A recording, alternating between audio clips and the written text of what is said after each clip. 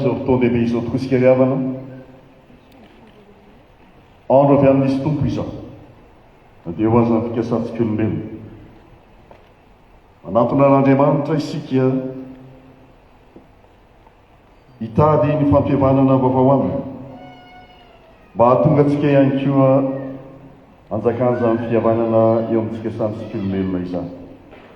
Ary indrindra ihany koa hitondra ao anatia ny fetra maha-olombelona antsika angataka todoanano ao anatin'izao fotoan-dehibe izao, satria izy ny haviany zava-rehetra ka dia ndeha hiaraka iongo mba afaka isika miantoraka eo ampoditry ny sezam-piainana fahasoavany angataka ny famondram-pony.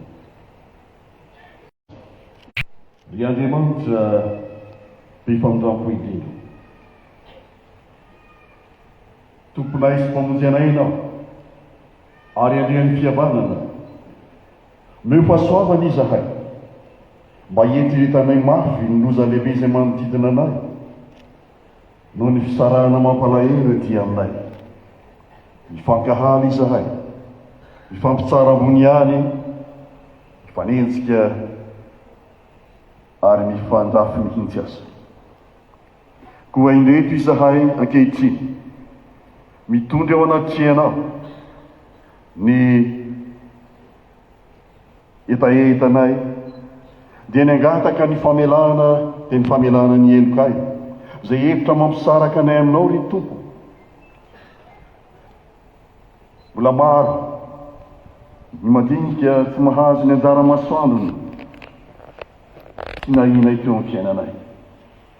Tsy mivelona amin'ny fitiavana tanteraka izahay fa matetika amin'ny fanavakavaka na ara-poko, ara-politika, ara-toekarena, ara-pinoana sy amin'ny lafiny maro samihafa, ary koa ny fitiavan-tena miseho amin'ny fananarotany isan-karazany. Ny fitaka mba amin'ny herisetra miatra manaina milotsy azy. Fantatray ny tompo ary kena sy baboany anatrianao fa tsy sitraka ao zany iray be fitiavana. Fa izany indrindra no antony zao vavaka ataonay izao, dia namelanao ny elokay, ny anafanao anay amin'izany rehetra izany, fa izany nefa nafoizan'i Jesosy Kristy ny ranitra amin'ny asy fijaliana, ny fampihavanana anay, ny famelana sy fanadiovana anay. Ko avao izy, ko isory amin'ny fonay zay mbola mampanalavitra anay ianao, ka mba mavaozina ny fonay amin'ny fanahinao, mba isory aminay ny fovato tsy atonga anay andray ny aina vaovao zay menao anay, ka mba iranay mankalaza anao amin'ny saina iray, amin'ny vava iray, angatahana izany amin'ny alalan'i Jesosy Kristy tomponay. Amen. Ry havana, manome toky antsika ny tenin'Andriamanitra fa hoy izy, mpamindra fosi-piantra ny tompo, tsy mora tezitra ary be fitiavana. Tsy mba mitahiry fahatezerana mandrakizay izy, fa tsy araky ny otantsika no anafaizany antsika, tsy araky ny helotsika no amaleny antsika, fa tahaka ny avony lanitra ambonin'ny tany no abe ny fitiavana amin'izay manaja azy, tahaka ny alavitry ny atsinanana amin'ny andrefana no ampanalavirany amintsika adosotsika, ary tahaka ny fangoraky ny iray amin'ireo zanany no angorahan'ny tompo amin'izay manaja azy. Hoy ny tenin'Andriamanitra, mandehana mamindra fo aminareo tokoa ane ny tompo, amelany elokareo tokoa ane izy, omanareo ny fiadahana. Amen. Afaka mipetraka isika toy.